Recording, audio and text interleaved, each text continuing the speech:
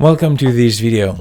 Today we're going to explore how to make better choices consistently and avoid falling into the trap of impulsive decision making. If you find yourself scrolling through social media and watching random videos that you don't really even enjoy, snacking on crisp or chocolate bars instead of healthy snacks, or generally speaking, acting on impulse more than you'd like to, keep watching to understand why this happens and what you can do about it. When we act on impulse, it's often without much thought. Given the ton of decisions we make every single day, our brain has evolved to take shortcuts, automating many of our choices. This can be a huge advantage, saving us a lot of time by not having to consider every single decision, especially in time-sensitive situations.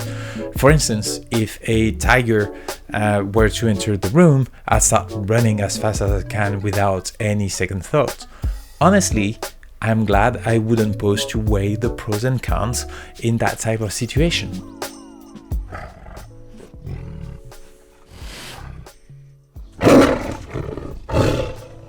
However, today's challenges rarely involve tigers. Yet, we still make countless decisions on autopilot.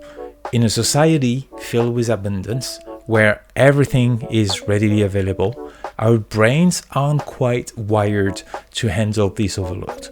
We grow more impatient, and everything around us is actually designed to exploit this. If your fridge is stocked with both healthy and unhealthy options, how can you ensure that you actually choose the healthy ones more often than not? When making purchases online, the ease of one-click buying leads to next-day deliveries of impulsive buys. How do you avoid this trap? When did this level of convenience even become a necessity at all?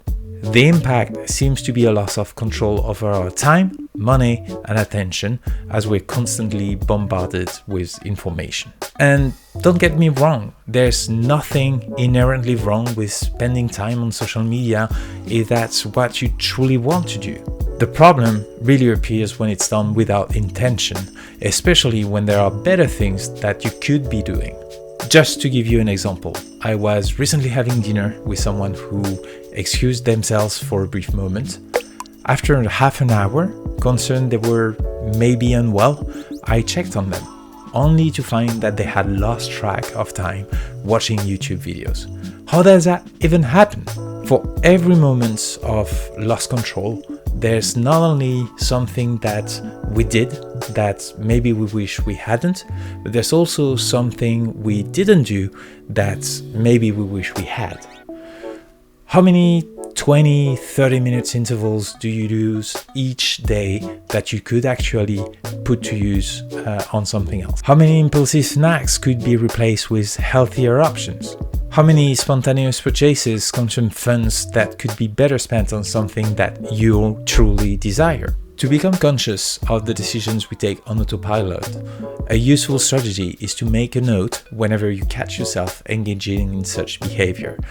Though the challenge is that we actually act on impulse and might not recognize it in the moment.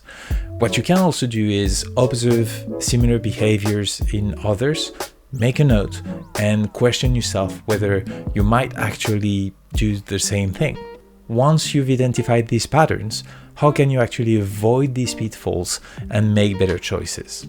Since we often act on impulse due to the ease of certain decisions, there are two main strategies. First, make the better choice the easiest option, making it our default.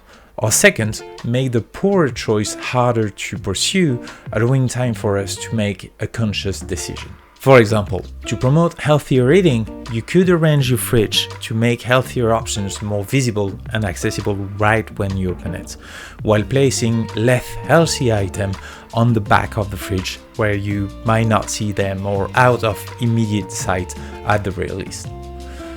Let's say you want to avoid alcohol at home. You can put non-alcoholic beers and sugar-free drinks readily available in the fridge at the right temperature, and put normal beers in a cupboard at room temperature so that you would have to actually chill them before drinking any, making it more difficult.